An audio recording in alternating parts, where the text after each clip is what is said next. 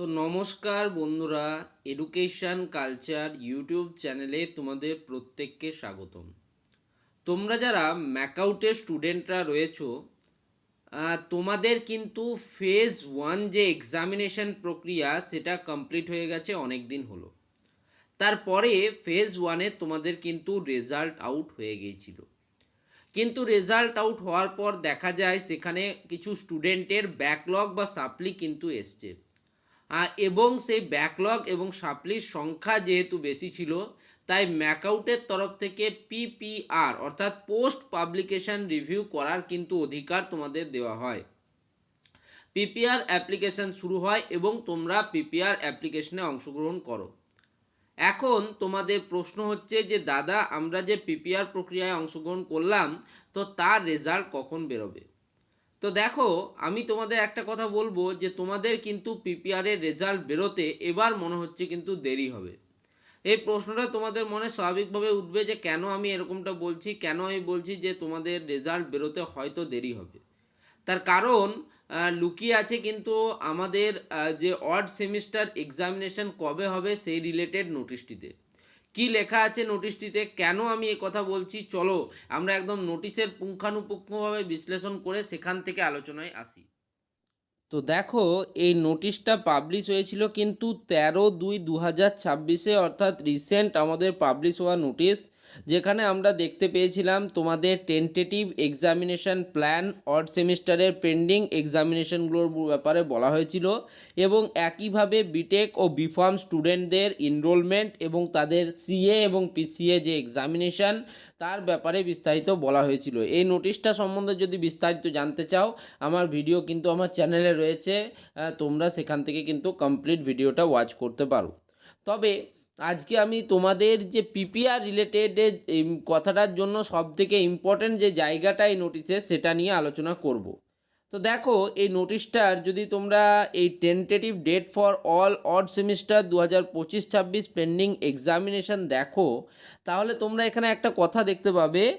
3 নম্বর পয়েন্টে দেখো, কমার্সমেন্ট of event semester, অর্থাৎ ইভেন্ট সেমিস্টারের কমার্স করা বা কলেজ শুরু করা বা ক্লাস স্টার্ট করা, তার ডেট কিন্তু দেওয়া আছে দেখো 27/3/2026।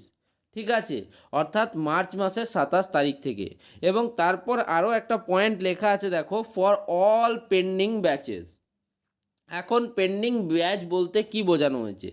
দেখো, তোমরা অবশ্যই জানো যে ম্যাকআউটের যারা ফার্স্ট সেমিস্টারের স্টুডেন্ট তাদের কিন্তু কোনো এক্সামিনেশন কন্ডাক্ট আগে হয়নি।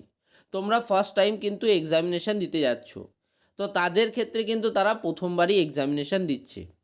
কিন্তু থার্ড সেমিস্টার স্টুডেন্টদের বিই আর বিটেক আর বা বিটেক এবং বিফার্ম ছাড়া বাকি অন্যান্য ট্রেডের স্টুডেন্টরা কিন্তু অলরেডি এক্সামিনেশান দিয়ে দিয়েছে। ঠিক আছে, তাছাড়া ফিফথ সেমিস্টার, সেভেন্থ সেমিস্টার এবং কিছু ক্ষেত্রে নাইন্থ সেমিস্টারের স্টুডেন্টরা কিন্তু এখন যদি আমরা বলো তারা কিন্তু এক্সামিনেশান দিয়ে কিন্তু বসে আছে, বা তোমাদের মতো কেউ কেউ কিন্তু পিপিআর রেজাল্টের জন্য কিন্তু চিন্তা করছে যে পিপিআর রেজাল্টে কি হবে, ঠিক আছে, বা পিপিআর রেজাল্ট কবে আসবে।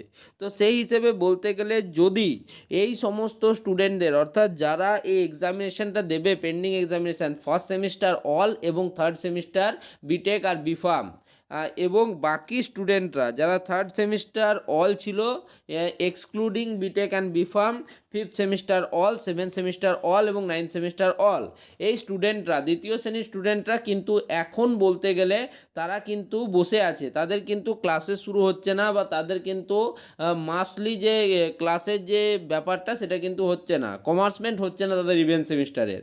তো যেহেতু এই প্রসেসটা, এই যে তোমাদের ইভেন্ট সেমিস্টার কমার্স করা বা ক্লাস করার যে বিষয়টা সেটা যেহেতু ডিলে হচ্ছে, এবং ম্যাকআউট বা Maulana Abul Kalam Azad university of technology চাইছে যে তোমাদের একসাথে কিন্তু কোর্সটাকে নিয়ে যেতে, অর্থাৎ সব সেমিস্টার যেন একসাথে, ইভেন্ট সেমিস্টারে যেমন second semester all, fourth semester all, six semester all, eight semester all এরকম চাইছে যেহেতু ম্যাকআউট, তো তাই জন্য কিন্তু তারা একটু এটাকে ডিলে করছে এই প্রসেসটাকে।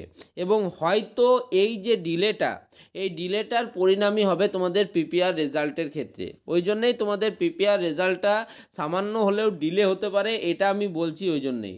আমি তোমাদের জানিয়েছিলাম যে এই মাসেই হয়তো তোমাদের রেজাল্ট চলে আসবে, কিন্তু আমার মনে হচ্ছে রেজাল্ট আসতে কিন্তু মার্চ মাস লেগে যাবে।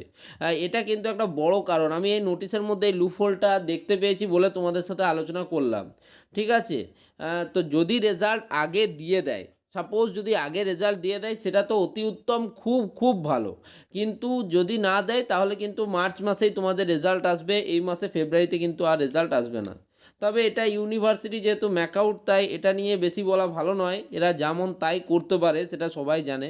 তো যাই হোক, এটা এখানেই শেষ করছি ভিডিওটা। ধন্যবাদ, থ্যাঙ্কস।